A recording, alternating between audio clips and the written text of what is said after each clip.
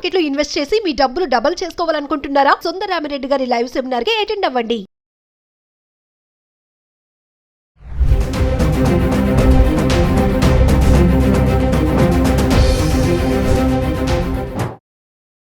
నమస్తే, welcome back to Suman TV. The great grandson, freedom fighter Kanniganti Hanumantharao garu, centre for human security studies founder and executive director Kanniganti Ramesh Babu garu మనతో పాటు ఉన్నారు. సార్తో మాట్లాడదాం. నమస్తే సార్.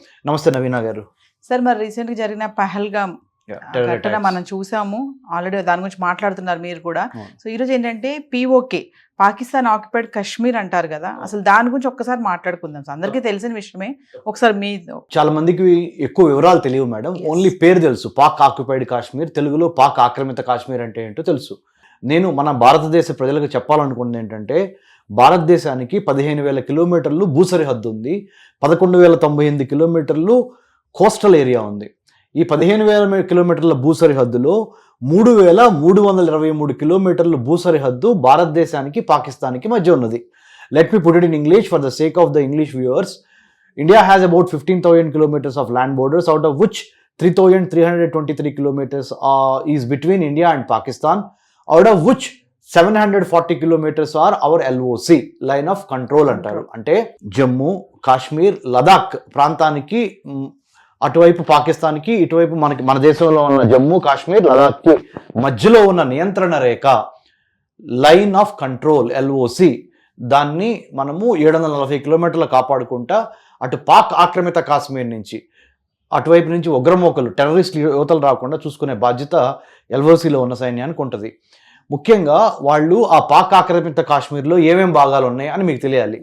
పాక్ ఆక్రమిత కాశ్మీర్లో మన ఒక భాగం ఏంటంటే, ముఖ్యంగా మనం చెప్పాలంటే ఈ సెక్షన్ వ్యాలీ అని ఒకటి ఉంటుంది.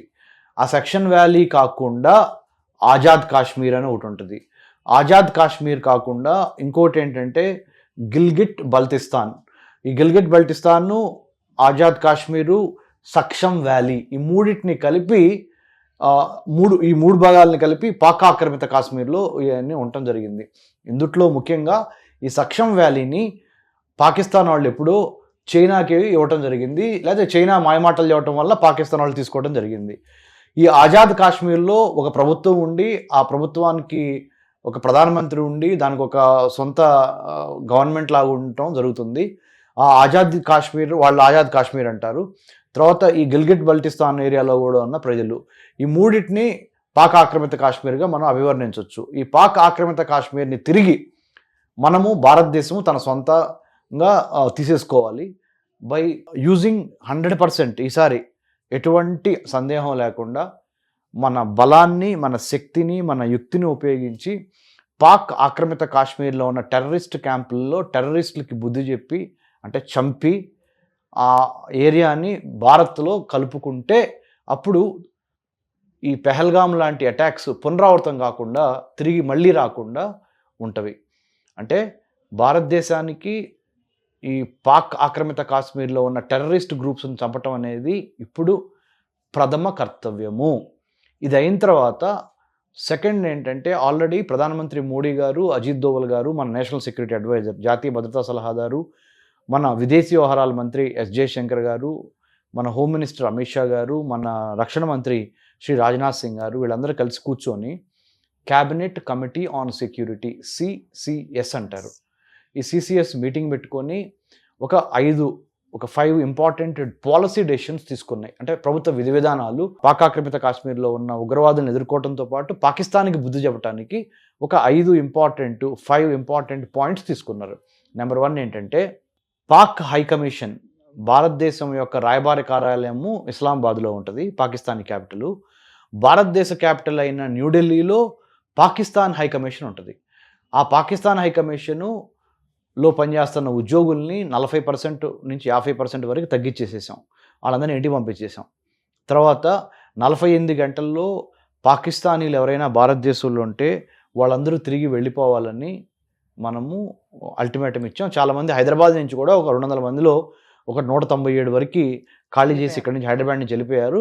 ఇంకా కొంతమంది ఉంటే వాళ్ళని కూడా వెళ్ళిపోమని తెలంగాణ రాష్ట్ర DGP డాక్టర్ జితేంద్ర ఐపీఎస్ గారు ఆదేశాలు ఇచ్చిన ప్రకారము వాళ్ళని కూడా పంపించే ఏర్పాట్లు జరుగుతున్నాయి. ఇది రెండోది. మూడోది, అన్నిటికీ మించి సింధు నది జలాలు 1960 ఒప్పందంలో ఇండియాకి పాకిస్తాన్కి మధ్య సింధు నది జలాల్లో ని మనం ఆపేయటం జరిగింది పాకిస్తాన్కి వెళ్లకుండా.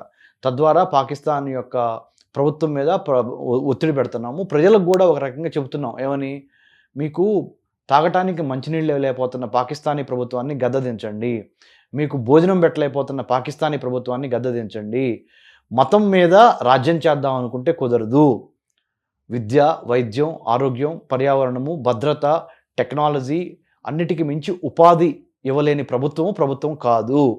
మీ పాకిస్తాన్లో ఇప్పుడున్నది ప్రజల చేత ప్రజల కొరకు ఎన్నుకోబడిన ప్రభుత్వం కాదు.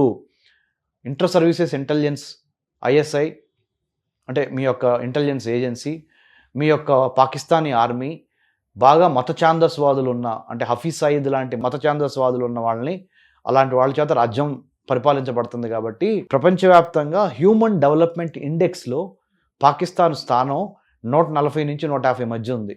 197 దేశాలుంటే ఆ 197 దేశాల్లో మానవ అభివృద్ధి సూచిక అంటారు తెలుగులో, ఇంగ్లీష్లో హ్యూమన్ డెవలప్మెంట్ ఇండెక్స్ అంటారు, HDI. దాంట్లో కూడా Pakistan is doing very badly. It means కనీస అవసరాలు తీర్చలేని పాకిస్తానీ ప్రభుత్వాన్ని మనము కిందకి తొక్కేస్తే అధఃపాతాళానికి, కనీసం రాబోయే కొత్త ప్రభుత్వాలన్నా మీకు విద్యా, వైద్యం, ఆరోగ్యం ఇవ్వగలుగుతుందేమో అనే అంశం మీద మీరు పనిచేయాలి అని మన ప్రధానమంత్రి మోడీ గారు ఈ 5 ఇంపార్టెంట్ విధి విధానాలు మనం తీసుకోవడం జరిగింది. దాంతోపాటుగా ఇప్పుడు కొత్తగా మనము యుద్ధానికి సన్నద్ధం అవుతున్నాం అనే వార్తలు మీరు అందరు వింటూ ఉంటుంటారు. చాలా టీవీ ఛానల్స్లో, చాలా యూట్యూబ్ ఛానల్స్, ఎక్కడ చూసినా యుద్ధం, పాకిస్తాన్, భారత్, టెర్రరిజం మాట్లాడుతున్నారు కదా. దానికి సంబంధించి మళ్ళీ టెర్రరిజం అనేది పునరావృతం కాకుండా ఉండాలంటే ఏం చేయాలి? యాంటీ టెర్రరిజం అంటేనేమో ఇమ్మీడియట్గా ప్రభుత్వము లేదా పోలీసులు, మిలిటరీ వాళ్ళు తీసుకునే చర్యలు టెర్రరిజాన్ని అరికడటానికి యాంటీ టెర్రరిజం అంటే.